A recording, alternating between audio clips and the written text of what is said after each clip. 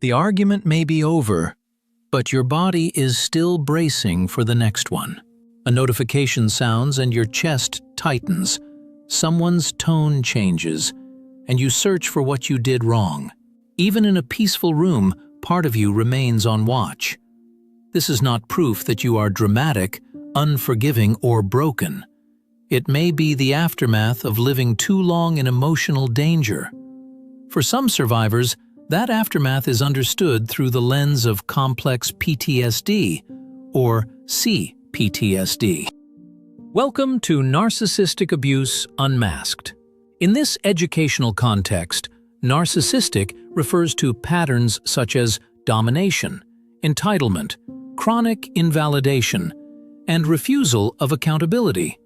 Only a qualified clinician can diagnose narcissistic personality disorder, or a trauma-related condition. CPTSD is recognized as a diagnosis in the World Health Organization's ICD-11. The American DSM-5-TR does not list it separately. Many of the relevant symptoms are considered within PTSD and related conditions. This is not a self-test, but a framework for experiences that deserve informed care. Complex trauma is often associated with prolonged or repeated experiences in which escape feels difficult and the threat is interpersonal. In an emotionally abusive relationship, the danger may not be constant, but the uncertainty is. You may face contempt one day and affection the next. A private conversation may be denied, and disagreement may trigger ridicule, withdrawal, or retaliation. You learn that safety depends on reading the room, anticipating needs, and preventing reactions you cannot actually control. With repetition, the nervous system can adapt by remaining prepared. Hypervigilance, startle responses, sleep disruption, avoidance, intrusive memories, or a persistent sense of threat may continue even after the environment changes. These are not character defects. They are possible trauma responses, and other conditions can cause similar symptoms. One reason professional evaluation matters. In ICD-11, CPTSD includes the core features of PTSD plus 3 areas called disturbances in self-organization, difficulty regulating emotions, a deeply negative self-concept, and persistent difficulty in relationships.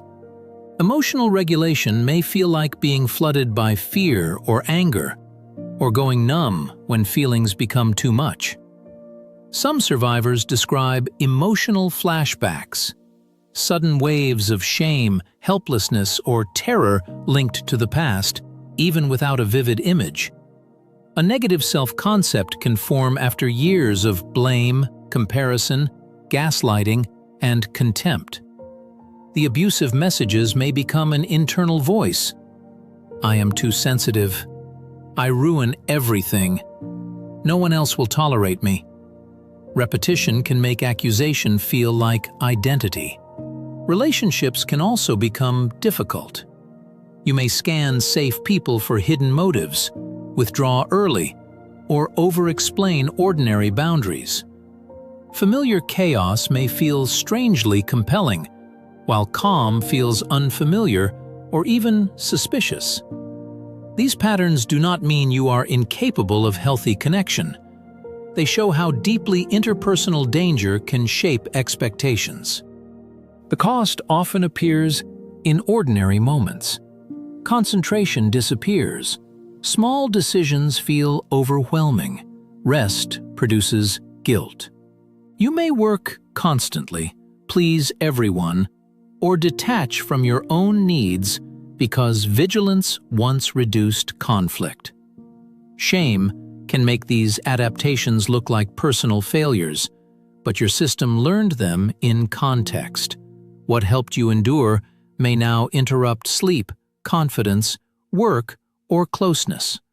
Recovery begins when you stop asking, "What is wrong with me?"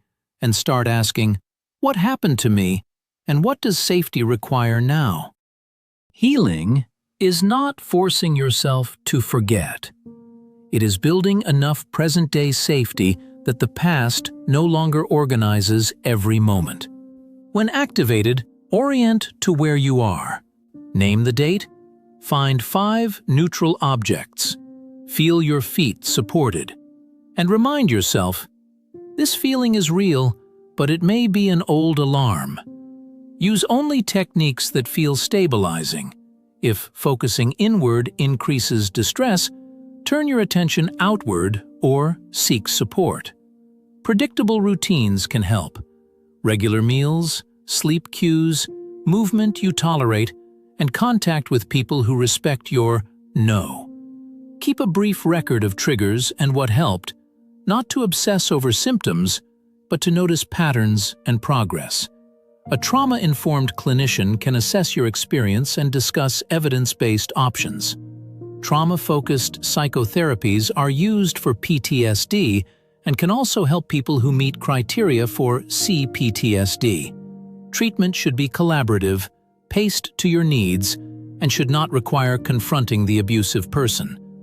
If you remain in a controlling situation, or if separation may increase danger, consider confidential support from a domestic abuse advocate and a personalized safety plan. In immediate danger, contact local emergency services. Your reactions are not proof that the abusive person permanently damaged who you are. They are signs that your mind and body adapted to prolonged threat. Adaptations can be understood, supported, and changed. If this episode gave language to your experience, please subscribe to Narcissistic Abuse Unmasked and share it with someone who needs a compassionate explanation. You deserve care that honors both what you survived and who you are becoming. Safety can be relearned, trust can be rebuilt, and healing is possible.